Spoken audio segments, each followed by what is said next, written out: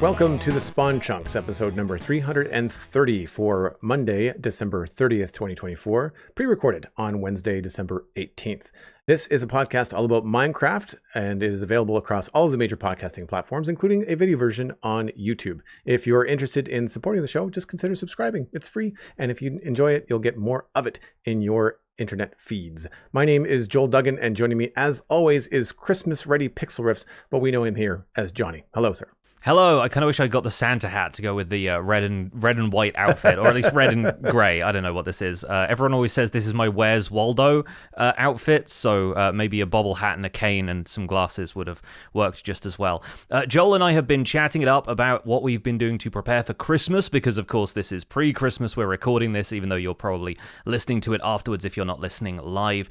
We've been talking about indie games as well. Joel has been considering the latest Indiana Jones title, as well as a couple of other bits and pieces we're talking about playing over the holiday season. So if you want more of that, you can listen to it by joining up at patreon.com/thespawnchunks, where you'll get access to the Render Distance, which is the extended version of the podcast with a little bit of pre and post show before and after we do the main Minecraft chat. And we just like to chat it up about whatever we've been doing that week and other bits and pieces besides. Obviously, we've been recording several of these in quick succession, so what we've been doing this week is largely preparing for the holidays. But in preparation for the holidays, we are also delaying a couple of our other patron events. So the monthly Minecraft Hangout is going to happen in January, and that's going to be a big mammoth episode where everyone can catch up about what they've been doing in Minecraft over the holidays. We also have our quarterly Hangouts where we talk about the behind the scenes of the podcast. That's going to come sometime in early February probably at this point, but that will be the wrap up of 2024, the sort of annual look back at everything that's happened, which is sort of what we're going to do with the main discussion of this episode, but for Minecraft specifically. So if you are interested in getting a little bit more insight into how we make the show and also get to share some of your Minecraft creations with our wonderful community, consider joining up at patreon.com/thespawnchunks. So I know for our timeline, it has only been a couple of days since we last spoke about what we've been up to in Minecraft, but I know that you had a stream. What have you been doing in Minecraft this week?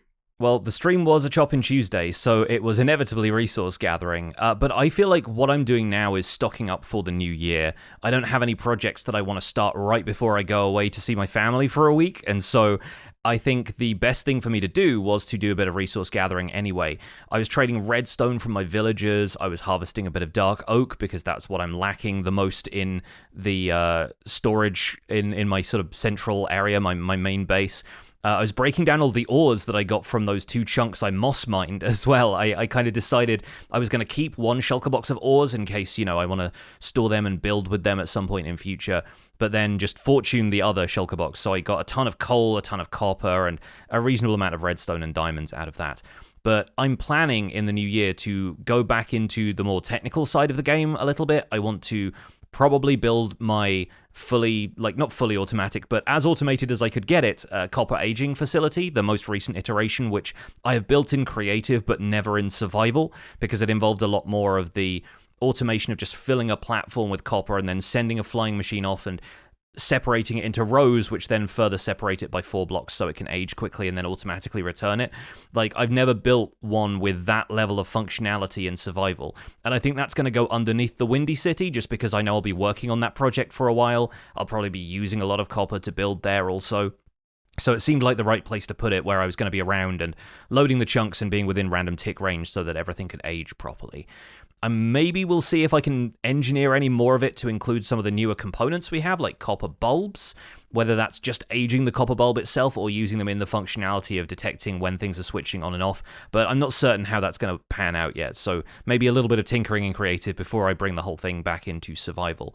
But outside of that, I feel like I'm just kind of shoring up and preparing for a cold winter where I'm going to spend a lot more time inside and playing Minecraft. It's always nice to have a lot of resources on hand. It's one of my favorite things about making like a resource farm, or having just that opportunity to go mining for something, or 2 birds with 1 stone. Like, you're planning a big build, so you're digging out a big area, but like, you also happen to be low on a certain resource you're probably going to run into a lot of. Like, say you're digging into Badlands, and like, well, all of a sudden now in the future, your terracotta stores are going to be just great because you've been digging out sections of the Badlands to fit in whatever build you're making. Same thing with like desert builds or anything where you're bringing in a lot of sand for one reason. What was it that I used to do? Oh, filling in rivers in the modern city that I didn't want there, and I didn't want to just cover them over. Like I really wanted to fill them in. And one of the benefits of that was like digging up all the sand that was at the bottom of the river, and Yeah. then realizing like, wow, I don't really have to go to the desert for sand for concrete for a while. Like I've got 2 shulker boxes worth of sand just from rivers, which you don't think of as like a sand resource. But when you really start to strip out all the blocks that you don't want from an area, all of a sudden you've got sand coming out your ears. Like it's a nice kind of like win-win when those kind of things line up. Yeah, when you're moss mining out a chunk, gravel is one of the things that doesn't convert, and so I now have gravel for days. I have 2 chunks worth of gravel that wouldn't convert. So yeah, having that for making concrete powder in the future. I would have preferred sand, to be honest, because at least gravel you can barter from piglins, but I don't have a piglin bartering setup yet. I haven't set up a permanent gold farm or anything. So yeah, I've got lots of little projects like that I think I will probably end up kicking into gear in the new year and having a lot on the checklist to look through. So some of my time off is probably going to be spent like revising my list of potential episodes and seeing what I can do in terms of projects in this world to help it feel as fleshed out as Survival Guide Season 1 got by the end of it. Yeah, I've got some technical things I'd like to do as well. We have a small piglin bartering setup, but I don't think it was meant to be like server scale, and it wasn't set up by me. I think it's just like a manual thing that maybe Alistair and Steven did. I can't remember. I'd have to ask them. But for me, like looking ahead to a future project, as I have gone over the to-do list on West Hill and realizing that there are some time-consuming things still left to do, like riverscaping and stuff like that. But there's not a lot of things on the list. Like the actual item list is not super, super long, to the point where I've actually thought about doing another book and condensing the in-game book that I have and removing all of the things that are done and just leaving the things that are left to be done, and having, instead of going through 9 pages of to do, I've really only got like 2 or 3 pages of stuff that I could actually list. So that's something that I want to take a look at, because when those are done, I need to know what I'm moving on to next. And I think a good bridge between working on something like a large scale project in West Hill and working on something like a sci-fi area where I may not have like design ideas necessarily set up is like, what do I need functionally? Like what farms do I want to make? If I'm going to go to a new zone that's like 10,000 blocks away from other places, do I want to have the farms that I need nearby, or do I always want to be bopping back and forth to other farms on the server? So it's like, is it worth building something big enough for the server, or is it just like, you know what, let's just make a small creeper farm for me, and just kind of keep my rockets and my stuff going, like my, paper source. Like right now, I think the only paper source we have is a couple of sugarcane farms, but neither of which are in areas that anyone plays in right now, so they don't grow. Yeah. So once those are tapped out, they don't tend to replenish. And so having something like that nearby would be good. And I like the idea of figuring out what ratios, like how big do I need to make it to keep me topped up without making it a ginormous project that takes like several streams to finish, but not so small that it's like I'm constantly waiting for paper for my needs. Like, so it's like, how do I find the right balance? Like what, rate per hour suits like a single person's base, depending on how, I guess it depends on how much you're flying around, which I do a lot of, right? Mm-hmm. Yeah, I think after I am done with the Windy City, which is going to be a long-term project, so it's probably going to take me most of next year if I had to guess, I think what I want to do is create an area where I can go and farm everything. Like, I've never really done like a proper industrial district kind of thing, the way you see folks do on Hermitcraft and other kind of popular servers. I would love to do a factory where not only is everything farmed, but everything is now crafted. I had that in mind since the crafter was implemented, but the vision for that kind of got kicked down the road a little bit, and I want to bring that back in the new year. So that's another reason for stockpiling redstone for me at this point. I'm probably going to try and put together a few more crafters so that that idea can lie in wait. And maybe if I get done with the Windy City, or maybe if I just want to break from that and try and do something a bit more technical, then we can start some kind of big factory project, maybe nearby there, or maybe somewhere completely different. Have you managed to do much else on the Citadel since we last spoke? I had a stream yesterday, actually. Normally, I kick off the week with Satisfactory, but I thought I'd just jump into Minecraft, knowing that we were recording today. And I had a couple of things that were kind of bouncing around in my head since we recorded on Monday. Using the pale oak logs in the West Hill Keep was one of them.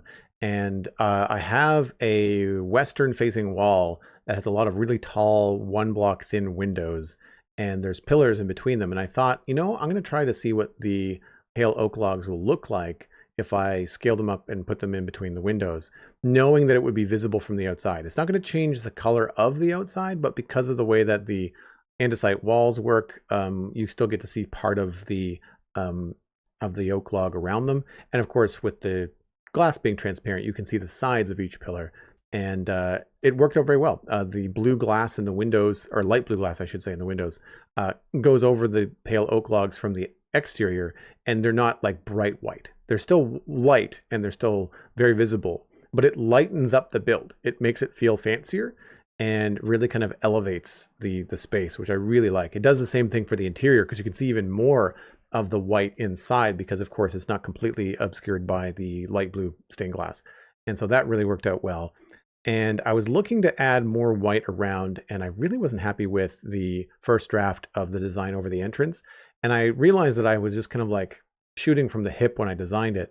And really what I needed to do was look at the designs around the room that I liked. And so after I implemented the changes in the windows that I liked and looked at the way that I addressed the main pillars that hold up like the south, I guess, roof of the keep, I realized that I hadn't stuck to my design language. So I made some revisions, tightened it up, honestly made it look a little bit more boring, but it actually works better with the structure of the keep. It looks more subtle.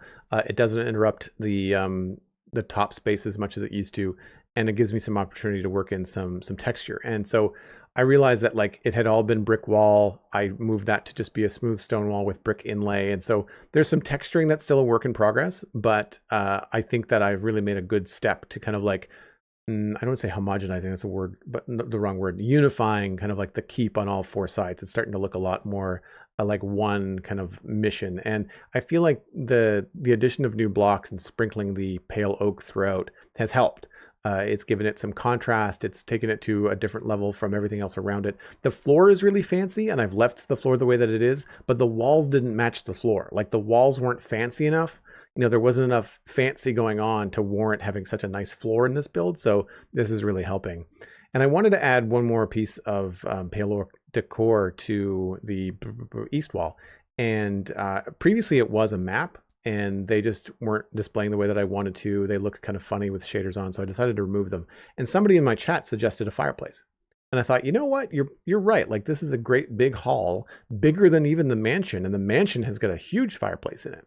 So I popped over to the mansion and looked at the fireplace and how I handled that, and then brought some of those ideas and some of those techniques over to the keep and created a fireplace. At first, there were pale oak log pillars around the edges of it, and the white just didn't feel right. It looked too shiny to be in a fireplace. There was no way to really cover them in soot and make them look kind of used. So instead, I made it a stone brick fireplace with some andesite pillars and stuff, matching, again, the rest of the decor around the build. But then I used deep slate bricks on the inside of the fireplace to make it look sooty and darker. And so the contrast inside is actually a different material because, of course, with the two campfires that I have in there, it's really bright. So if you have stone brick in there, they're really light gray because there's light sources like immediately next to them. So by going with the darker brick, it does sort of help it look lit but sooty as opposed to just gray, which is cool. And the unstripped pale oak logs look really good in a fireplace. They look really good as like burnt logs. So what I did was I had one block of pale oak with a magma block on the tip of it. So it looks like a log that's been smoldering in there for quite some time. There's also a mini block of, I think it's polished basalt, which again looks like a burnt log, an ash covered log. And then I used basalt and polished smooth basalt in the floor of the fireplace. Again, it looked like there's ashes around, as well as, I want to say it's coal ore. So coal ore looks like bits of ash that have maybe like been strewn about the mantle or the hearth. And so it really kind of adds a lot of, we'll say, depth to the room. It adds a focus to the room as well, creates like a path just naturally, kind of like you don't want to walk right next to the fireplace, so you kind of go out and around it, and it creates like a walking path. It designates and divides the room, which is really large, into like, this is where there might be a meeting space, and then this is where there might be traversal, and this is where there might be like more of a formal space. So I've got some things I have left to do, but it's really helped, I think, divide the space up. The big challenge was the chimney, because above the hall, I had this little passage, and there was 4 little balconies that you can kind of peer out onto the main hall, for I don't know what reason, other than just like maybe they were just there for people that want to be able to look and maybe hear conversations or something. You see it all the time in film and television. And I'm cheating, because the chimney should go through this passage and completely block it. I didn't block it because I wanted to keep these little hidey holes up there. So I've lost one to the chimney, or the facade of the chimney, but inside you can still walk to the other 3. And the chimney actually doubles as a point of interest for other things. So the chimney backs into the kitchen, which makes the kitchen a more interesting shape.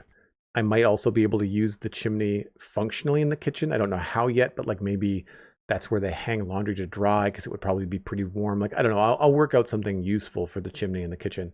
And then directly above the kitchen is like the kitchen quarters, where like the, the people, the servants would probably sleep.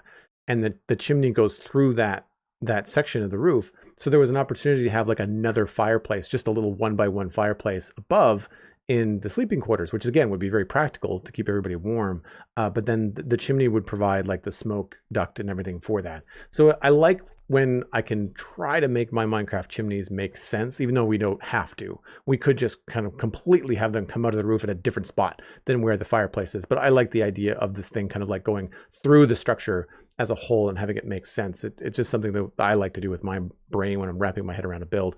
And the hardest part on the chimney was making it look natural and making it look good coming out of the roof of the kitchen, so close to the very decorative roof of the main hall and the main keep. And I had to kind of like angle it and shift it a little bit. So again, I cheated a little. I don't think a chimney would really twist like that. But we see fantasy chimneys all the time in art and concept art that like are anything but straight, like very Tim Burton-y, kind of twisty. And so this isn't quite that, but it does kind of like take a little bit of an S curve to get around the roof, because I didn't want it butting up against it. I didn't want them touching at funny places and feeling like it might have been part of the main keep. I really wanted the chimney to be more of the kitchen roof than the main keep roof. And I think it's come out pretty well. There's still a lot of detail inside. Like I haven't really textured the fireplace. The mantle's not done. There is some pale oak above the mantle. And my thought is to use some of my armor stands in the data packs and maybe put like a shield on an armor stand and have like a coat of arms or something up there. Yes, I think it would look yes, really love cool, that. right? Thanks, man. Yeah, so it's coming along, and it was fun to kind of get out of the landscaping for a bit and just kind of pop inside and have like something that it's 80% done, and you're kind of poking at that last 20% with like new ideas. Yeah, no, super cool. Like, I think the fun thing about Minecraft being incredibly make-believe is that this doesn't have to be a practical chimney. So realistically, you can put a chimney wherever, and as long as there's not a clear line somebody can draw to be like, hey, that's not there and it doesn't connect, then nobody's gonna like rules lawyer you on where you put the chimney. But I think you come up with a very creative solution for it, especially if it means that it's not blocking off other parts of your build to put a chimney in there. And I do like the image of the smoke just rising over the roof of the keep as it's seen from elsewhere in the town. It just adds this little moment of visual interest that is different from structural stuff, which I think animation like that in the world is what Minecraft has done a really good job of adding subtly over numerous updates. The campfire was 1.14, I guess, but I think in terms of the lasting effect it's had on people's builds and the desire for life and animation and character, I think it's still one of the best additions they've made in the last decade. So seeing like smoke rising from a build like this, it makes perfect sense. And the fact that you can have the two smoking campfires as though the fire is roaring on the inside obviously works really well to perpetuate that effect. As you walk in, you go, oh, this must be where the chimney is connected to, even if they're not connected physically. I also really like the use of the pale oak. I've heard a lot of people comparing the pale oak log bark texture to basalt and saying this is basically a wood type that gives us both basalt on one hand and quartz on the other hand. And I think it's really interesting to see people using them in creative ways. So yeah, hats off for a really cool fireplace design. I like it a lot. Thanks, man. And tip for anybody that's building a fireplace, if you can get away with making it big and having an overhang where the animation of the smoke from the campfire will disappear behind the overhang, as opposed to you seeing it just kind of like hit a block and stop, it really makes a big difference in the immersion. And of course, you can always hide a second fireplace in the chimney if that's what if you want to have smoke like rising directly high in the sky. You can always hide a fireplace in a chimney. I've done that at a couple of places strategically around West Hill, and very much so, like to your point of having the animation, but also having it strategically where the sky looked kind of empty and bland, and not having like 2 or 3 right next to each other, but like the choices to have a campfire stream of smoke from a chimney was not necessarily just because there's a chimney there. It's more like, where in the city am I missing a stream of smoke that would look good? And then adding a chimney, or making sure that that build's chimney was bigger than the others. Because some of the chimneys I have are just blocks, like there's nothing coming out of them. They're just meant to be aesthetic. And so it's been a lot of fun to mess around with it. So I think one of the things you could maybe do with eye blossoms now, I know a lot of people have been looking for eye blossoms to be this on-off day-night switch, which has frustrated some people because they are not quite as reliable as all that for telling you when it's day and when it's night. I think it'd be really interesting to set up one of those in a chimney with an observer looking at it, and have a dispenser which would either dispense a bucket of water or maybe a flint and steel to light and douse campfires at different times throughout the day. So you could have some chimneys that only come on when it's starting to get dark or when night falls, and maybe stay on like to warm things up in the morning, and then switch off for the majority of the day because the eye blossom opens at a certain point. So I'm going to try and incorporate a few details like that in when I start putting in some more houses around the Windy City, if they would be lit by fires. And if not, I'll probably save that as a detail to use in a more medieval kind of style build. But I like the idea of campfires and those things being more dynamic. So as long as you can figure out a way for it not to dispense the empty bucket, I suppose, if you're using a bucket to douse the campfire, I think that could be a really interesting way of having, again, a bit more life added to the town, have the smoke kind of come and go at different times of the day. And depending on your chimney design and how big you have it, you could also just design a flue that's controlled by either an eye blossom or a timer or observer or a daylight sensor, something like that, and just like have the campfire going inside, but having the smoke blocked from exiting the building at certain times of day would be neat too. Yeah, so many neat ways to incorporate little touches like that. So lots to think about. Again, all ideas for the new year, I'm sure.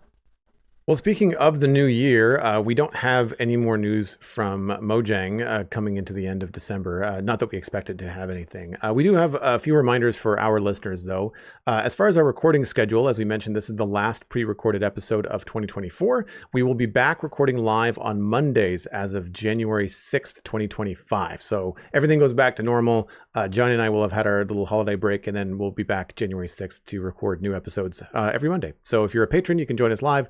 And if not, then you know when to expect the Spawn Chunks in your podcast feed of choice. The bonus hangouts for our patrons will happen again in early January 2025 for the Minecraft hangout. That's where we talk to everybody about what they've been building. And that's, again, just because the end of the month is normally where we record those, but that's the week between Christmas and New Year's for us. So we're just going to push it into early January 2025. The first quarterly hangout for Q4 and the 2024 annual review will likely be in February 2025. Previous years, we have recorded again early in January. It makes January a little busy for us, honestly, with extra stuff happening on the first couple of weekends. But since we moved to Acast for hosting this past summer, Acast needs a few extra weeks to collect the download data for the final episodes of 2024. So, for example, this episode 330 going up on December 30th, we want to give it a full 30 days to hit people's feeds, get listened and downloaded so that we know where it stands. And then in February of 2025, we can look at the numbers for Q4 and the numbers for 2024. We also look at those for YouTube and all that kind of stuff as well. So you'll have your rundown. And if you have any questions, we do field emails in the quarterly hangout. So if you're a patron and you want to write us and ask us about the podcast, we don't necessarily talk about Minecraft on these hangouts, but it's more of a how the business is doing, how the podcast is doing, what our listeners are thinking. If you have thoughts about the show, if you have questions about the download metrics, that kind of stuff, then send it in via email, and we'll, of course, get to you on the next quarterly. Do indicate that it's a quarterly question. That way it doesn't get lost in the regular show email. As far as patron news, a quick reminder that due to changes at Patreon, the Spun Chunks will be moving from a per episode billing structure to a subscription billing structure as of January 1st, 2025. You will see the reflection of those changes on our Patreon page, which is, of course, patreon.com/thespawnchunks. We covered the details in episode 315.5 for our patrons. We'll have a link to that in our show notes for this episode on thespawnchunks.com. If you are a patron or you're thinking of becoming a patron, first of all, thank you very much. And second, if you have any questions, by all means, reach out to Johnny and I in the Discord for the Spawn Chunks. You can send us a DM if you'd like, or reach out via email. Again, just put a subject line in the email indicating that it's a Patreon question, and we'll address it either directly to you, or if you are okay with us talking about it on the quarterly, we can also talk about it there. But that way, patrons will hear the answer to your question. You will get the answer to the question, and we're happy to talk about all of this. We're very transparent about it. The email address to use is, of course, spunchunkmail@gmail.com. That's also the email address we use for all of the email discussions we have on the show. So let's get into chunk mail for this final episode of 2024. Thank you so much for everybody who's sent in email this year. Do keep them coming, because Minecraft ain't going anywhere, so we will like to keep the discussions going. Of course, if you can keep your emails short and to the point, that really helps us include them in the show. Like this one from Rooster Mugs, who wants long-term world-building advice. Hey Pix and Joel, I've had my Minecraft world since 2015, which started in Minecraft 1.8. I am planning on doing 2 large projects, making a glass city and restoring a lot of ancient cities. I'm not a builder by any means, but I was wondering if you have any small tips and tricks for those who aren't the greatest at building structures, and if you have any YouTube channel suggestions that do step-by-step building tutorials. Rooster Mugs tripped over a glass block while running from an ancient glass city build. There's a lot of danger, I think, in building a glass city and running around.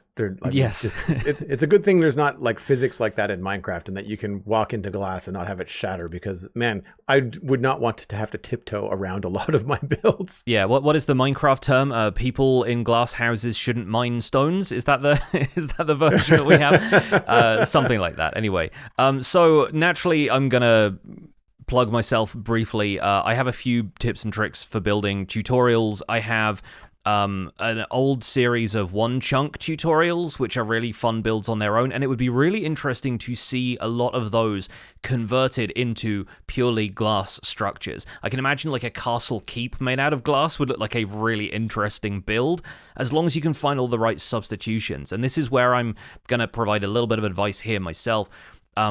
While it's going to be a really cool project to build something entirely out of glass, you are leaving yourself with just full blocks and glass panes as your building blocks, which is going to be a little bit tricky when it comes to detailing stuff. So my advice would be to either commit to building on a large scale so that you can fit detail and shape into your structures, or find sub-blocks like slabs in materials that match the colors of glass you plan to use and that you're okay including in the builds somewhere. So if you want to keep that light, airy feel to things and you're building mainly in gray glass to evoke stone, maybe put in a smooth stone slab here and there just to provide a little bit of that, or maybe make the ground layers out of some more solid blocks so that the glass rising up above it feels different and creates that kind of contrast.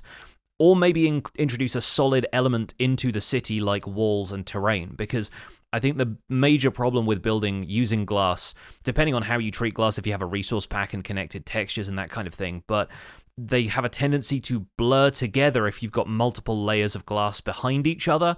And if you're looking directly at or through one build, you're going to get this jumble of detail in the builds that occur behind that. So if you're not typically a builder and you're not used to that kind of visual design element, I think including solid walls, like sectioning builds off from each other a little bit, or building terrain that can maybe serve as a natural barrier to these glass builds could really help them individually stand out, where together they might look a little bit more muddled. The last tip I will give is that I recommend planning in creative before building in survival, especially if you're doing something unusual like this, because there are always natural ideas that occur to you that are easier to act on in creative than they are in survival, and it's that kind of measure twice, cut once behavior where you can make any corrections while you're still in the planning stages, and it's much less painful to get rid of glass in creative than it is in survival, purely because mining speed is a thing, and no combination of haste or efficiency will allow you to insta-mine glass, so I think it's worth making sure that you're getting things right ahead of time. I was going to bring up the mining speed thing for sure, because I've done some large glass builds and glass portions of builds and had to redo them and being like, oh man, changing this is going to be a real pain because of how long it takes to switch it out. I think those are all great tips. One of the things that I was thinking about is that when I think about glass structures in real life, granted, I know we're talking about Minecraft, they're never pure glass. There's always some sort of structural element to hold them up. Even greenhouses that we think of as all glass have a lot of metal or other structures to hold them up. And so if you can pick something, whether it's stone or quartz or maybe pale oak logs, whatever it is that you want to do to use as your structure, then you could still get into, as Pick said, the slabs and stairs to have like arches or buttresses or things that might be supporting the glass, and then have glass be like the main feature, but not necessarily the main structural thing. Because in Minecraft, even though there is no gravity for certain blocks, it does feel strange when something is entirely glass. It doesn't necessarily, to me, feel like it's holding itself up. And so you might want to consider expanding your palette into something that's more than just glass. That said, something you could do, instead of making a city or structures that are made out of glass, you could make cities and structures that are coated with glass.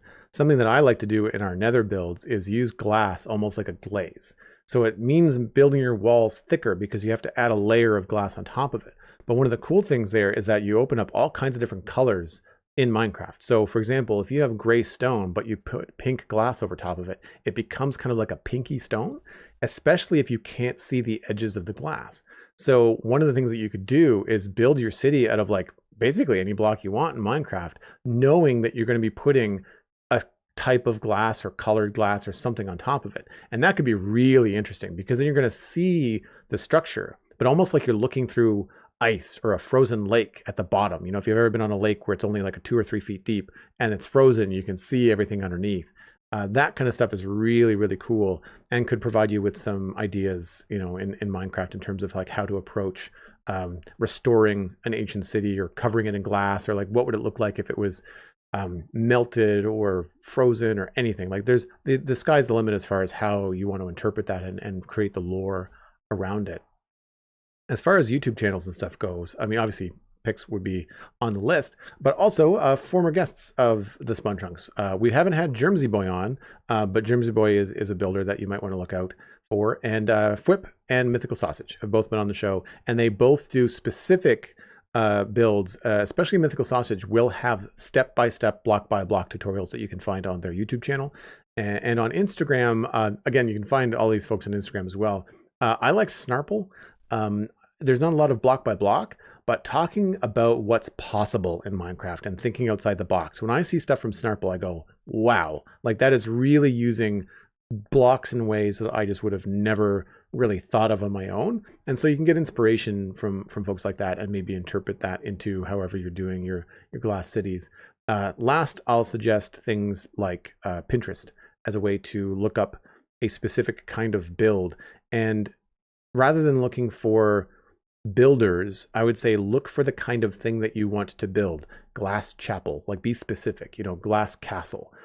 Find some other people that have maybe done that, and then maybe through that you'll find a builder that you like that does a lot of different things, that may also have a YouTube channel or a Instagram page or something like that. So start specific with like the kind of build, and not just like a city, like be specific in like the granularity of it all and seeing what you can find.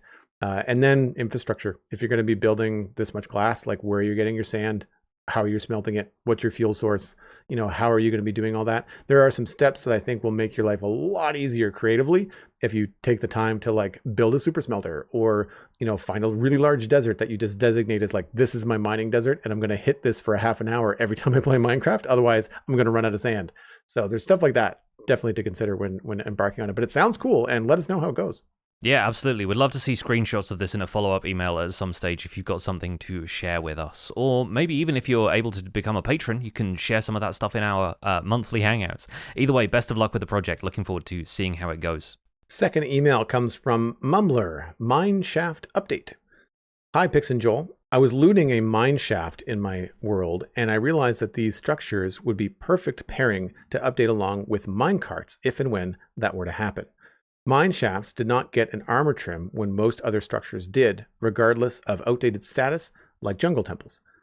Could Mojang have intentionally held back on specific trim for mine shafts, knowing that the future update would be better time to add them? I think Suspicious Gravel would fit in well in a mineshaft update. What do you think a good update to mineshafts would look like?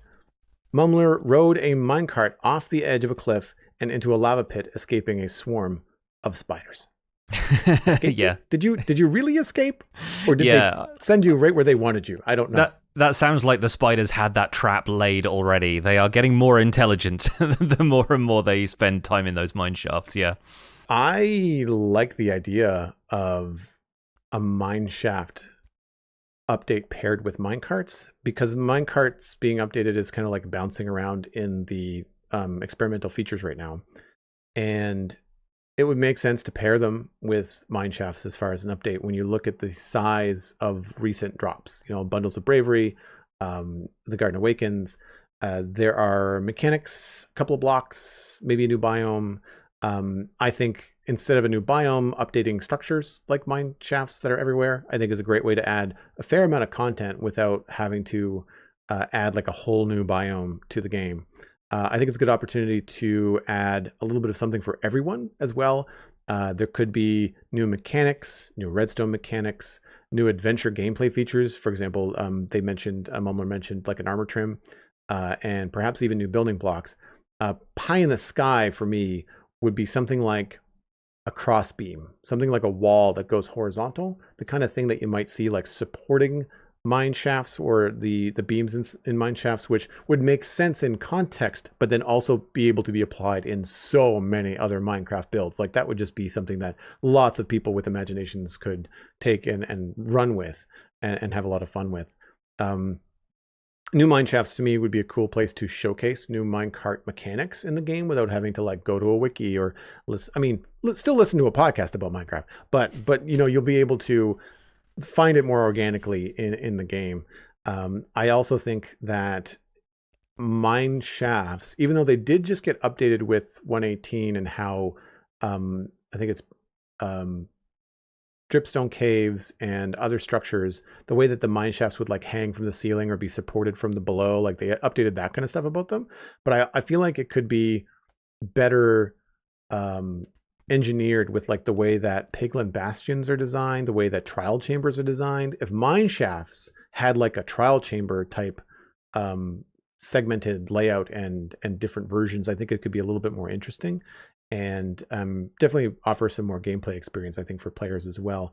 I think that adding maybe a new dungeon spawner or having the classic dungeon spawner rooms look maybe a little bit different that tend to be in mine shafts. Like I kind of get bored with running into cave spiders all the time. Like I think it would be fun to have more variety, or maybe something new, maybe different levels, like maybe different spawners are more challenging or end up giving you more rewards than other spawners, similar to how the trial chambers work. That could be fun too.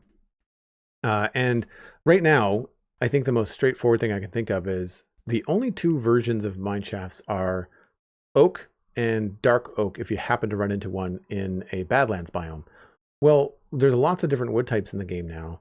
I think it would be really neat if like a mine shaft under a savanna had acacia in it. That would make sense. And it would be a fun way to get wood blocks without having to chop down trees. If you wanted to go and mine out a mine shaft, then you can get all kinds of cool stuff. The only thing that seems a little bit strange to me would be, I don't necessarily think a mine shaft with cherry wood or bamboo would make a lot of sense. So those might be two woods you want to leave out.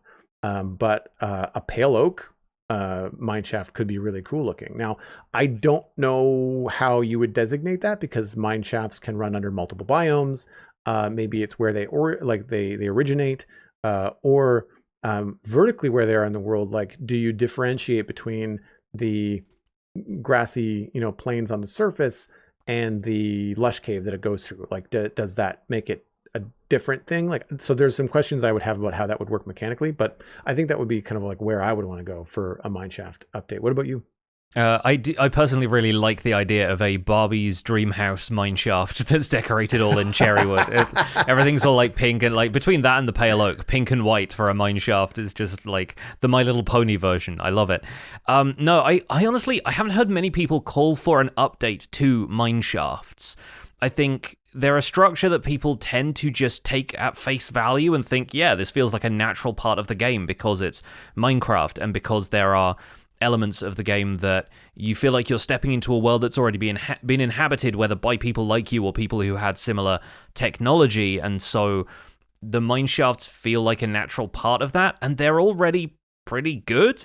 I feel like I think the focus of the email being armor trim is an interesting one, and I think it may just be because there were limits to the amount of armor trim that they wanted people to like go and find, and I feel like mineshafts can be found in more or less any biome, where a lot of the other armor trims are very specific to rare structures. Like you think about jungle temples, how often you really run into those. Likewise, pillager outposts and trail ruins. You end up with a lot more effort being put in to find those, whereas I think most people have run into an abandoned mineshaft, if not the first time they go caving, then relatively soon thereafter. So I think maybe it's, you know, a result of that, but also mineshafts have a certain character to them already that I'm not certain how they would improve, unless it was like you suggested, Joel, if they had elements like trial chambers where suddenly the mineshaft became more of like an experience in the middle of it. I think that's happened passively through the expansion of caves. Like you said, in 1.18, we got a minor update to the way mineshafts generate just because of the chains or supporting pillars that occupy larger cave areas.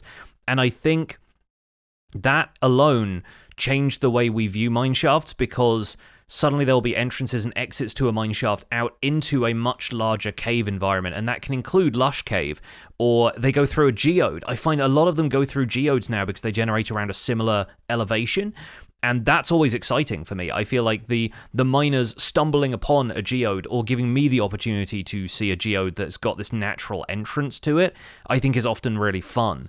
So there are elements to which they could add more stuff like that, more stuff that mineshafts could naturally intersect with in the lower regions of the world without it necessarily being an update to the structure itself.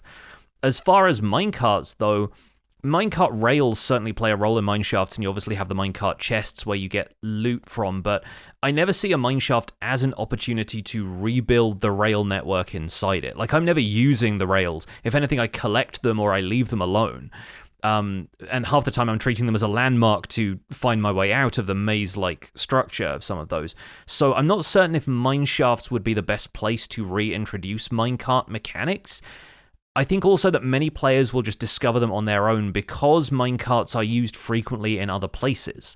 You don't necessarily use them for transport so much, especially not now we have Elytra and other forms of transport seem more effective, but they are still used quite heavily for things like item collection, moving mobs around, even for storage occasionally. So I think people are naturally going to rediscover minecart mechanics on their own, even if they don't come hand in hand with an update to something like mineshafts. I'm more interested in mineshafts being used to organically help discovery of other subsurface features, which, as we discussed in previous emails, where somebody wrote in to say, like, the deep slate layers of the world aren't that fleshed out and there could be more stuff going on in there, I imagine mineshafts would be our gateway to more features being developed in Minecraft's Underground. I like them for discovery too. I mean, very often it's how I discover spawners. Like if you're looking for skeleton spawner, or I think our 3 spider spawners in the Citadel in Dartmouth Meadows, I think that was a natural mineshaft. Like I think we ran into one and then we kind of like ransacked it and kind of like, it's no longer existing there. We just kind of removed all of the other stuff. I collected rails. Like when we first found the mineshafts under Dartmouth Meadows, not the spider spawner one in the mountain, but other ones, it was either before or just after getting our iron farm up and going. So there wasn't a lot of iron for everyone to build rails with. And Alistair had like a rail project and I wanted some for like the nether. And I was like, okay, I'm just going to find a mine shaft and just strip it. Because when you strip it, you get a lot of rails very quickly. And you have to worry about the iron that it takes to craft them, which is really cool. I was thinking that like it would be fun, like if, for example, Mojang added a new kind of minecart, you know, like the red wheeled minecart, whatever that looks like. Maybe it's redstone, you know, involved in the crafting. But if that was in a mine shaft, like if you didn't know that existed in the game and you found one, collecting one would give you one to use, but also give you the crafting recipe for it probably. And that could be really interesting to kind of like as a way to communicate that to the player. I don't know what it would do. I'm not sure what benefit it would have. I have the same opinions that you do about the slowness of Minecraft as or minecarts as a travel vehicle. They're not the best. They're cool for moving stuff around, but not so much for players. I don't know where or how they could be improved in a way that would make them viable again. I don't have it off the top of my head. Right now in the experimental features, it's just a matter of increasing minecart speed, but it's a setting. Like it's not a gameplay thing. There's no gameplay involved in it. It's a toggle you kind of like mess with behind the scenes. So I'm curious to see what they might come up with as far as moving it into the game and making it not just more practical, but more fun. Yeah, I think one of the things that I've seen people doing with the expansion to minecart speed and everything is have a lot more fun with them, but that mostly just involves launching villages.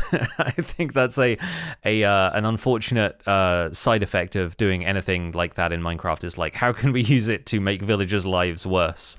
Perhaps in revenge. Either way, interested to see if we end up getting more minecart updates in the new year. Either way, we'll move on to our third email for this episode. This one comes in from Gundar H. Striker, who is a community miner in our Discord and is currently listening in the live chat. The subject here being more Minecraft modes. Hey Pix and Joel, in a recent podcast, Skyblock was mentioned, and like Joel, I'd also forgotten that it existed. Would it be beneficial to Minecraft to eventually add more world modes? We currently have Hardcore, Survival, and Creative as some of the player modes, as well as Flat World, Bigger Biomes, or Default, and many others in the world type category. What if Mojang added Skyblock as a world type? I can't think of a list of other good world types to add, but I think it would add to Minecraft's value if Skyblock was either a game mode in the menu, or if it was added as a world type. Mojang could do their own spin on the idea or collaborate with the original creators of Skyblock. I believe some mods have been incorporated and or adopted into the game in the past. Hope this creates a valuable discussion. Gundar H. Striker didn't get a sapling in Skyblock. P.S. It's lonely up here. The PS is something that I definitely can remember about playing Skyblock, is that I did find it very monotonous at first. Once I got going, I did really enjoy it. And I liked the removal of the need at first to make things look fancy because you have such limited resources. You're basically like a cobble generator. Hopefully you've got some oak happening and you just kind of branch out from there, pardon the pun. And I did really like the test of knowledge that I needed to survive in Skyblock and get things going. I don't tend to go into it much because, again, it has to be modded. And it also needs to be on the latest version of Minecraft if I want to play with things like Pale Oak, or if I want to eventually make it a more viable current experience. So I find that you're always waiting for it to update. So I think that adding Skyblock in a game mode would make sense. It would be something that could be up to date with the new releases of the game. And once it's implemented, I don't know if it would really take a lot to like bring it up to speed with new features and things in the game. And I'm also okay with not every feature of Minecraft being in Skyblock. Like I don't necessarily need there to be like a pale oak garden with the creaking. I don't know if that's necessarily something I need or want from a Skyblock playthrough. That's not why I would play Skyblock. I feel like that would be why I would play Survival. But I say that as someone that almost exclusively plays Survival. I really don't even mess around with it in creative mode that much. The closest I come is bopping around in a single player world just to take screenshots for the SpongeTrunks title cards. Like that's really all I do outside of just like playing on the Citadel in Survival. I've dabbled in some modded Minecraft here and there, but it doesn't last very long. I always come back to the Survival game mode. So I may not be the best person to ask about this, but I'm wondering too, like what other game modes could be added to Minecraft. I've seen things like the Half a Heart hardcore. I don't know whether that was something that Slice Slime came up with on their own or whether it's something they adopted, but I think it's just a data pack that takes your health down to a certain level. Like I'm not even sure if it's modded. And then you had the experience on Minecraft SOS, which is not Half a Heart hardcore, but it's hardcore with like 3 lives and then like a resurrection mechanic and stuff. Like, and that could also be something neat to add to the game. But I don't know where the line needs to be drawn between mods and just fun gameplay mods and like what Minecraft could or should add as part of the core game, right? Yeah, I think first of all, issues of copyright get involved. Like, I don't know who owns Skyblock as a concept or even who the original creators were, and for that matter, I don't know if they're the type of creator that Mojang wants to get involved with. Like, it's obviously like there's a lot to protect about Minecraft as a brand that can be potentially dangerous territory to get into once they start monetizing or at least providing community creations as a feature. I think Skyblock in general has been around since like alpha and beta days, so it's a lot harder to pin down than who authored a specific mod, especially if that mod was updated for more recent features. There are definitely Skyblock creators working now, Dr. Trog being the one who makes the version of Skyblock I've played most recently, who I don't think is credited with being the original creator, has just perpetuated the game mode as an idea. And since those are being distributed for free on, the Planet Minecraft forums or wherever else people download world maps from, there is obviously less of a concern behind authorship and ownership and who's profiting from it than there would be if it was an official Minecraft game mode for the version of the game that you had to pay for. Mojang already seems to have deferred to the community for game within game concepts, though, and I think that's the main thing to discuss here, is that most of what Mojang does with their own worlds is like reshaping the sandbox, and it's providing experiences that, are either default terrain or super flat worlds, but it provides environments in which people can still play the same game. Obviously, Skyblock is the same game as Minecraft, but it has more objectives, I guess, in mind. It has a certain progression that it expects from the player, and I think that runs sort of antithetical to what Minecraft is trying to do in giving you the level of freedom that you have in a default Minecraft world. Let's also think that super flat worlds were not necessarily intended to be a survival experience, but the fact that you can set game mode to survival in them has allowed some creators, Mogswamp, for example, to turn super flat into a whole genre, but that's through their own efforts. That's through communities doing that rather than it being the intended way to play the game. I think we'll also consider that adventure mode exists as a core game mode, but Minecraft Java Edition doesn't come with any preloaded adventure maps or even any way to download them directly.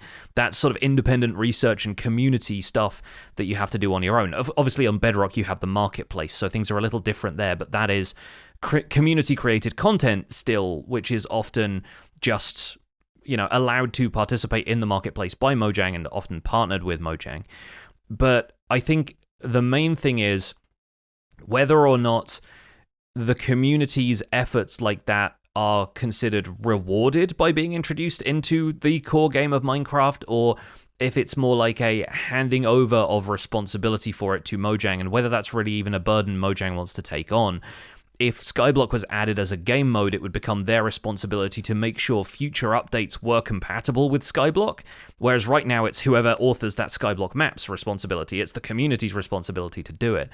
And so I think when they're considering new additions to the game, Mojang really wants to focus on what they can introduce that then players can make their own through stuff like this, instead of introducing entirely new game modes at this point.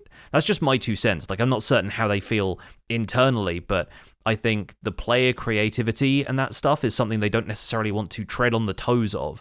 They don't want to, take ideas from the community in that way and incorporate them into the game without having the community's blessing to do so. And I think a lot of people would see an official Skyblock implementation as something that just profited from community effort without really acknowledging the history that's gone into a format like Skyblock. So I know that creative has probably been around for a while, but did Peaceful, Creative, Superflat, and Survival all launch with Minecraft? Or did they come later? I don't know when Superflat became a thing. Creative mode was the original version of Minecraft because the survival experience wasn't introduced until the survival test version that was several versions after. Originally it was just, creative mode, flat, not a completely flat world, but like a plains biome, basically, a little bit of noise in the terrain, just world generation experiments, and then like a handful of just cubic building blocks. Survival came after that. I assume Superflat was added just so people could create a test environment. And so that might have been something that was almost like the debug screen being a thing, was just sort of left in the game so that you could test everything in a flat environment without any terrain. And as far as the difficulty modes, I assume those were implemented, if not before, then around the time of Minecraft 1.0 release. I'm not certain on any of that. I would have to check that to, make sure I was right on my dates and everything. But I don't think if some of those might have been player requests, but not necessarily player implementations before that. Nobody was hacking Minecraft to introduce a peaceful mode, as far as I'm aware. Yeah.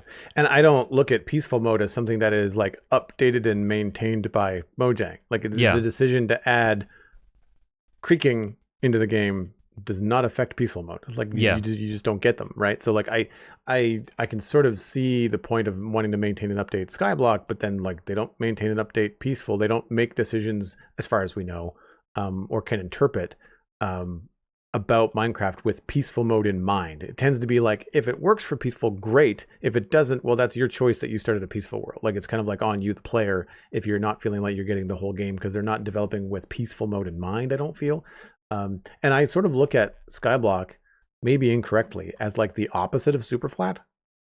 It's like it's just kind of like it's the reverse, right? It's this wide open void, but in a survival context. And again, you're going to have some limitations of what you can and can't do, in the same way that you've got some limitations for Superflat that Mog Swamp expressed when he was on the show. So yeah, it's definitely an interesting idea. I wonder if like there's a future where either data packs or mods for Java Minecraft become easier to implement. Like I feel like one of the hoops that I obviously have to jump through in a bed that I have made myself, I understand, for updating the Citadel is like having the different mods and making sure that they're updated and making sure that they're working. And I wonder if there's an easier way to implement that somewhere down the line in how technology in the game develops, where it becomes a lot easier to just add something like Skyblock to Minecraft and have it appear or work or function like a game mode right off the menu, even though what you've done is that you've added like a back end thing. That it would be cool if there was a way for that to update automatically, like rather than you having to constantly update Skyblock. Like if Skyblock would just kind of like almost like a plugin. Like for me, I think about WordPress plugins and things that I use to run the websites that publish the podcasts. In that, when a plugin that I use is updated, WordPress just says, "Hey, it's updated." All you have to do is click this button, and you'll get the new version. And it's usually to do with web security and stuff like that. It would be cool if that would be a way to do it inside of Minecraft, right?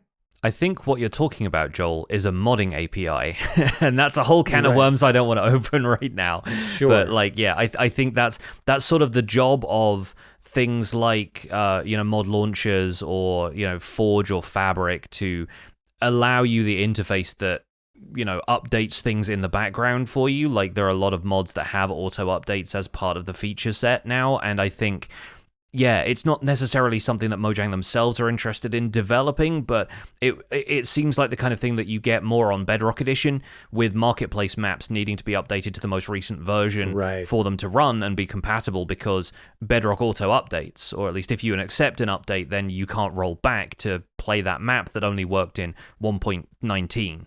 So I think there's more of that stuff happens on Bedrock Edition, just for the sake of integration with the experience for folks on consoles and whatnot. Moving into the main discussion this week, you had the idea to look back at Minecraft in 2024 and discuss the changes of the year, how it shaped the way that we've been playing the game and talking about the game. So like what were you thinking when you sat down to come up with the main discussion this week? Yeah, I was thinking just 2024 being Minecraft's 15th anniversary. We've seen a lot of collaborations. We've seen a Minecraft movie trailer finally after 10 years of this movie being in development, and of course several vanilla Minecraft updates, both major and minor. And I thought it'd be interesting to reflect on what's happened this year, how it's affected the way we play, and how it's affected the sort of overall impression of Minecraft in general. So to recap, this year we got the Tricky Trials update in June of 2024. That was the major update that was released this year. But before that, in minor updates, we got the Armored Paws drop in April 2024, which added armadillos and wolf armor. Then after Tricky Trials released, we got 2 more gameplay drops. We got Bundles of Bravery in October 2024, bringing the bundle finally out of experimental and into the vanilla game. We also got hardcore mode for Bedrock Edition players along with that. Then The Garden Awakens, most recently in December of 2024, added the Pale Garden biome. And so I thought we could look at how this has shaped the year for us and what else stands out about our Minecraft lives in 2024. Well, I think uniquely as, co-host and co-producer on this show, what I've noticed about just my Minecraft life and the biggest shift that I've felt has been the drops. The move to smaller, more frequent updates has meant the conversation and the news cycle on Spawn Chunks has shifted dramatically, I think, to our benefit. I think it's more fun to talk about. We're speculating less because we have weeks to talk about snapshots before they're in the game, because the updates are smaller and they're not being, announced in March or April and then not hitting the game until June. It's usually like, no, some of this stuff is going to happen immediately.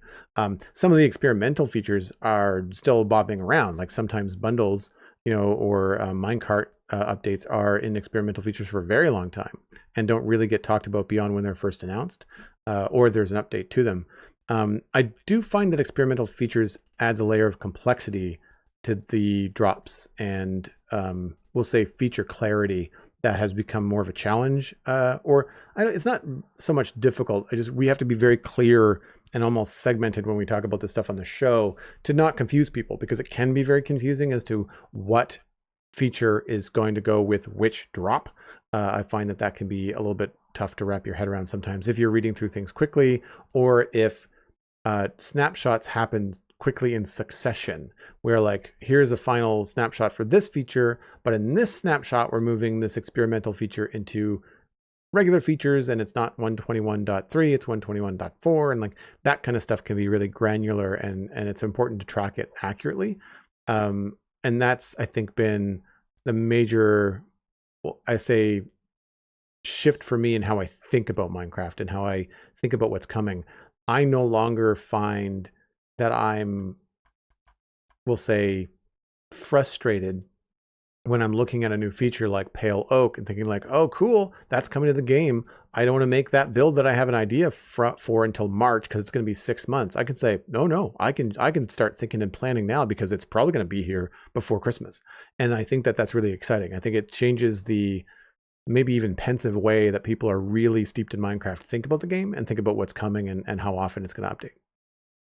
Yeah, I think that's been the biggest shift for me as well, is understanding that Minecraft updates are going to be way more frequent, like new stuff to play around with is going to be way more frequent, and I think that evens out what I've seen as sort of ebbs and flows of my interest in Minecraft. Like, so often all of the effort will be concentrated so soon after an update's release, and then you'll sort of relax into the update period when Minecraft Live typically happens, and then we start getting snapshots for new features, and a lot of the activity then is based around what's coming next as opposed to what's already in the game. And so the period between those shortening means that we end up sort of doing both at the same time, or like it feels like it blends together into a medium level of activity instead of highs of activity and then lows of activity. And I think I prefer that because Minecraft is one of those very ongoing experiences both to play and to cover on this show. So I think if we can even out in terms of the activity throughout the year, everything feels a lot more like digestible, I guess. It's not like you're eating a massive meal and then starving yourself for a little while and then going back to eating another massive meal. You know, it feels like a much more, I don't want to say healthy necessarily, because I don't think the previous scheme was unhealthy, but it feels like the kind of thing that's going to sustain Minecraft and keep everything manageable for a good long while to come if they stick with this development philosophy. Yeah, I think digestible is a good way to describe it. Like it's easier to break down. When it comes to the updates themselves, I imagine it's been a fun experience for you because like running a tutorial, channel on YouTube, like when they're updating mechanics stuff to teach people more often, like it just the um brainstorming for new video ideas probably comes a lot more naturally. Eh? Yeah, I mean, it's great when they introduce a new biome, and that biome has a new block set to work with, new mechanics, new mobs, that kind of stuff. I think there have been some of these smaller updates that are thinner on the ground, but obviously vital to my gameplay if we're talking about bundles, right? Like, some people are going to completely ignore Bundles of Bravery, but folks like me are going to be celebrating the fact that the bundles are finally in the game. And even that feature on its own has changed enough since its initial release that I feel like I'm getting new experience out of it, as well as getting something new to talk about in a tutorial video. But yeah, I'm looking forward to seeing what's next and seeing whether it's new mechanics or old mechanics getting updated like we've seen in experimental features. And I think it's going to be fun to have the engine of Survival Guide driven and fueled more by additions to the game instead of having to balance a heavy load of additions to the game with a long period of my own creativity having to sustain that. Because I think I have a decent amount of that left in the tank, but Minecraft is still one of those games that you constantly have to be coming up with ideas for, both as a developer and as a player, presumably. And as a player, it feels like your own creativity sometimes goes through those peaks and valleys as well. So when I'm feeling like I don't have a ton of ideas for Minecraft and I'm just kind of spinning my wheels, having a more consistent stream of updates come to the game gives me some stuff to easily spark the imagination and either dip into just so I can make a video about it and make sure that I have all of those resources available to me, or to say, well, resin seems like a cool block, why don't I design builds around that? And just constantly having stuff come up that helps with the creativity and the idea generation of Minecraft is a real boon as a content creator. And I tend to be more of just a builder when it comes to content creation. Like I don't tend to go much on adventures. I don't do a lot of PvE, certainly no PvP in the game. And so for me, the updates themselves have been very much about the blocks and less about the gameplay experience. There's certainly some features and redstone changes and things like that that are fun to mess around with. Like the crafter, for example, is a huge change to how I approach a lot of different things in Minecraft. But for me, Tricky Trials was about the new copper and tough blocks and what that might mean for my builds. And part of that obviously comes from building like a medieval town for 4 years and like very much thinking about like how can I implement new things into that build. But again, like things like the crafter come in and my wheels also spin about like new farm ideas and things like that. The Garden Awakens has been all about the pale oak for me.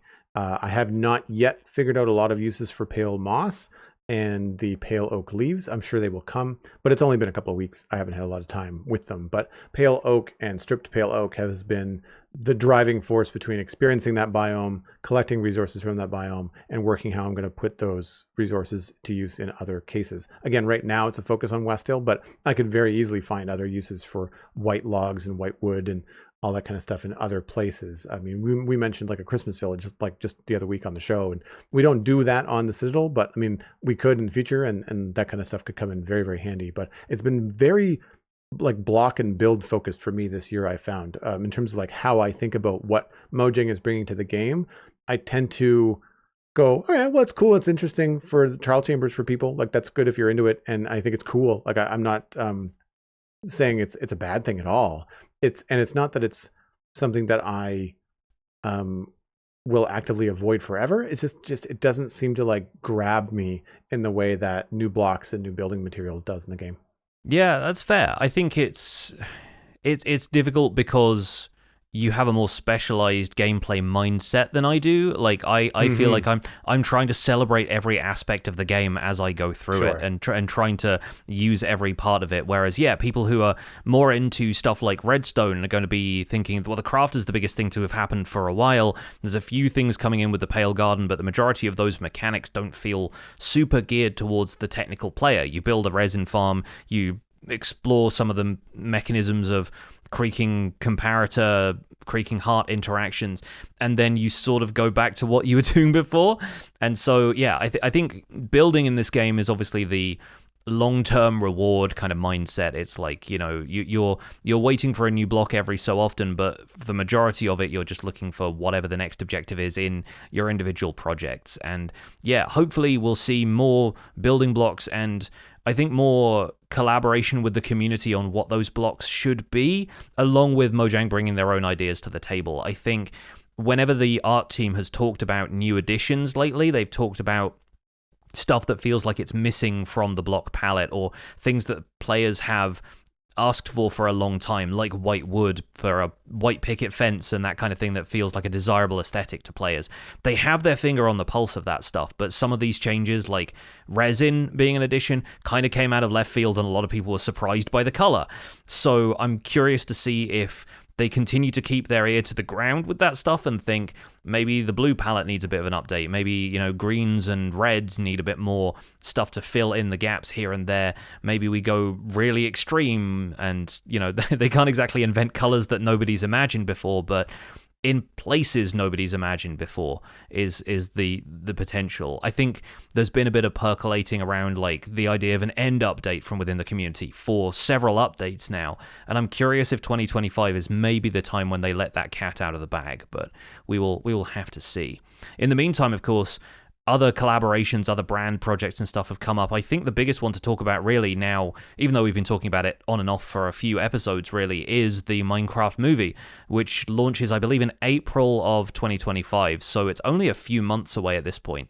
We're probably going to see maybe additional trailers, just a few more marketing things, and a bit of a push to advertise it out there. But it is strange for us, right, to be talking about a Minecraft movie on a podcast that's largely concerned with the gaming experience of Minecraft. Yeah, it's been weird for me because, of course, my other podcast, The Citadel Cafe, has been about television and film and trailers for 13 years. And so that's the mindset I have. And those are the kind of things I think about. And unfortunately, over the last few years, my faith in Hollywood and a lot of production has been pretty low in terms of like, I've talked about more stuff I've not liked on The Citadel Cafe than I have talked about stuff that I have liked. There are still very good things coming out. Like Arcane was fantastic. As I mentioned to you in a pre-show, like I watched Superman and Lois and I really enjoyed that. It was not what I was expecting. And being surprised these days, I think is essential to having a good experience, whether it's in the theater or whether it's watching something streaming at home. And it's a little bit odd, I think, for me to kind of like wrap my head around like a Minecraft movie, because like when I think about games or stories or other media where movies, I guess specifically books, could be adapted from, Minecraft was not at the top of my list, right? Like when I think of media springing forward from Minecraft or other brand deals, like Lego makes sense. That is, I'm kind of surprised it took that long to happen. An animated series on Netflix also makes sense. You kind of expect that from Minecraft and from Mojang, but a live action feature film was not on my bingo card, and to enjoy talking about it on the show, it's cool and fun to have a very different thing to talk about. But I do find it a little bit strange because like I just don't know what to expect, and I'm trying to be positive and hopeful and like, yeah, sure, like let's go into this with an open mind and see what's gonna happen. But like I think you've mentioned it before on the show, the minefield of video game adaptations into the film world has been like hit or miss for a very long time. There has not been a lot of high success, but I also will be quick to mention the Detective Pikachu, which is, I'm not even into Pokemon. I've never played Pokemon. I only know about it through pop culture, and I really enjoyed that film. So it's possible, like it is possible to bring in not just Minecraft fans, but people that have got no idea about Minecraft or what it really is to play it, to go to that movie and enjoy it, and so I'm curious as to whether they can bridge those gaps, right? Yeah, definitely a weird time for media in general because of the amount of video game adaptations that seem to be hitting, and then the amount that are still kind of falling short in terms of audience expectation and in terms of the vision that they had for it not quite coming across. And I think that's where, over the last little while, since the teaser trailer and then obviously featurettes and a full trailer coming out, we are starting to see the community's opinion on it shift. I still have my concerns that the community is going to be more interested in how the sausage was made than in the actual sausage. I think people are going to be more interested in the behind the scenes element of how this movie came together, because that seems to be the thing that has incited any kind of community confidence in the Minecraft movie as a project than the trailers have done. I think some people definitely reacted to the second trailer a lot better than the teaser trailer, but I think overall, because we are under the hood people, because we're the kind of people who like to be in there mixing it up and creating worlds for ourselves, the creative process of making the movie has captured more people's attention than the trailer for the movie itself. Fortunately, though, from what we've heard from the marketing material and the descriptions of it, the movie itself is about the act of creativity and how the Minecraft world can reflect that and be a conduit for that. So I'm hoping that people still take away the same thing from that, as they seem to have done from the behind-the-scenes featurettes we've seen so far. But yeah, I'm still optimistic that it's going to be a fun family experience. I don't think it's going to be the new, Citizen Kane or whatever. I don't expect it to be highbrow entertainment necessarily, but I think if it hits the level of something like the Shrek movies or something, like things that can be, casual home family entertainment, the kind of stuff that endures, the kind of thing that resonates because it's about Minecraft, which I imagine is the main thing they're banking on people knowing about it before they go in and being able to see in the movie is like, what is it like to have Minecraft in this live action format? The curiosity alone feeding into that. But yeah, I still don't know whether it's going to be a success by most people's standards, whether that's box office success or the success of the movie as a project, but I think the curiosity is still driving me towards it. And right now, anything that you hear about it is very heavily curated. Whether it's a behind-the-scenes featurette that's 5 or 6 minutes long, whether it's Mojang developers talking about their passion for the film and how excited they are about it. And I think that's great. And I don't think that they're necessarily, lying, but they're also not going to say the opposite. Yeah. Even if the opposite were true, you're just not going to hear that. So I'm very curious to see either early reviews or, once the cat is out of the bag, having members of the community that I have been following and respecting for years getting a chance to see it, or getting a chance to talk about their experience being involved with it. I'm thinking specifically of Mumbo, having visited Australia along with a number of other Minecraft creators, and obviously has an NDA and can't talk about very much. But when he is able to talk about it, I think it will be very cool to be able to have like a spoiler talk about the film and about the behind the scenes. And in a way, like, even if they don't knock it out of the park, once they're able to lift the veil about how they made it and what they tried to do, they could end up with a little bit more good graces. Like, even if it's not a runaway hit, it could still be just like, oh, well, like there was a really valiant effort. Or if it was really different, like, I mean, again, you'll get points for surprising me and points for approaching something in a different way. Because right now, with the teaser and the full trailer, it really doesn't look much different than most family/kid films that you see coming out of Hollywood, because they're emphasizing so much on Jack Black and Jason Momoa that I don't know if enough of what might be the core of the movie is really resonating in the trailers. And that could be a studio decision at Warner Brothers rather than a creative decision from the people that made the film. I don't know. And so that's where I'm just like, well, I find that for me, especially with covering films and TV for so long on the Citadel Cafe, that I don't trust marketing. I really, these days, I find it's just so blatantly advertisement heavy. Like, they don't seem to really put enough of a, I don't want to say teaser, but like lately I've just noticed, and this is a bit of a tangent, but like DC is coming out with a new trailer for the new Superman film tomorrow. It's a teaser trailer. And I've had so many little snippets of either YouTube interviews or social media posts of James Gunn saying he's just so excited for this to be shared with everybody. He thinks it's really good. There's a couple of other people involved with it that are really saying how much they love this film and how it's just a new vision and all that kind of stuff.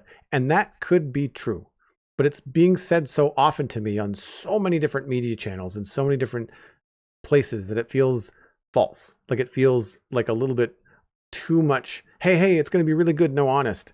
And I don't buy it.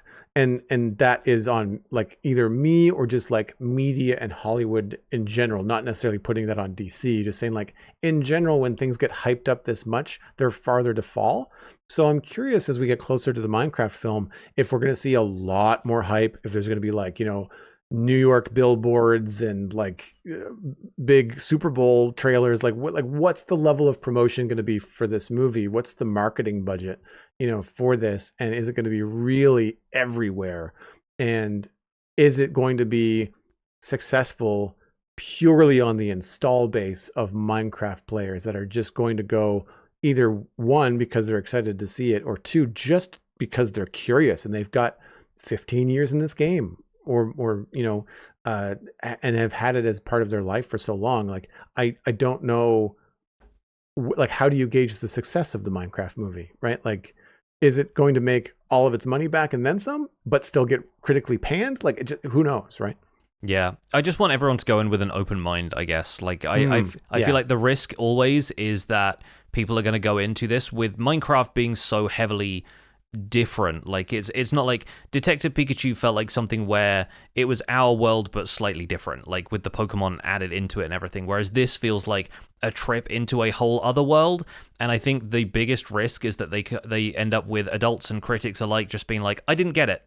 Like, it was clearly not like resonating with them in the way that it needed to. And I think the difference between the Minecraft movie and Minecraft the game, especially moving into 2025, is that people playing the game feel like they have a direct impact in what the development process is, not necessarily because they're coding the features themselves, but because their feedback is being heard in a way that I feel like it was not clear before that it was.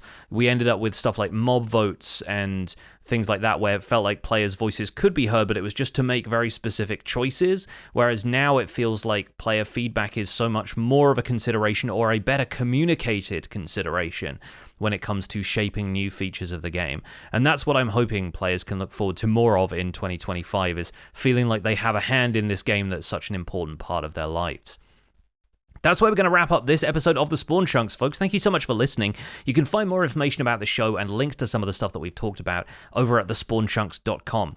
The music for the show is composed by me, and The Spawn Chunks is proud as ever to be a listener-supported podcast. We've had some fantastic support in 2024. We'd love to welcome some more people in 2025, so if you consider getting some value out of the show, why not consider putting some value back in? Visit patreon.com/thespawnchunks to join our community, where pledging at any level will get you an invite to our patrons-only Discord chat.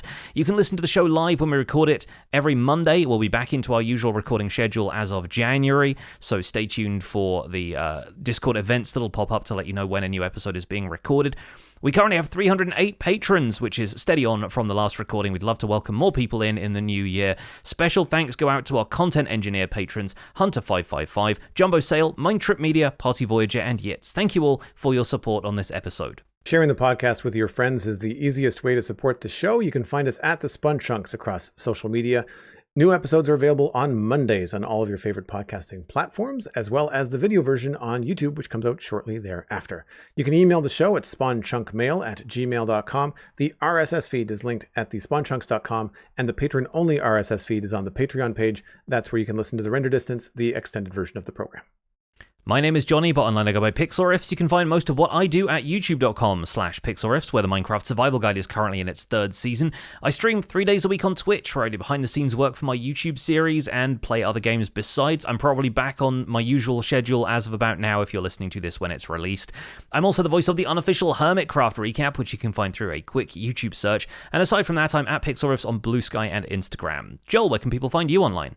Links to everything that I'm doing online can be found at joelduggan.com. That includes the Citadel Cafe, my podcast about sci-fi and fantasy entertainment. I'm actually recording the annual holiday roundtable of that show this evening with a bunch of people that have been on the show throughout the year. Always a fun, casual hangout with a holiday drink and a little bit of a chat about what nerdy things we're going to be up to over the holiday break.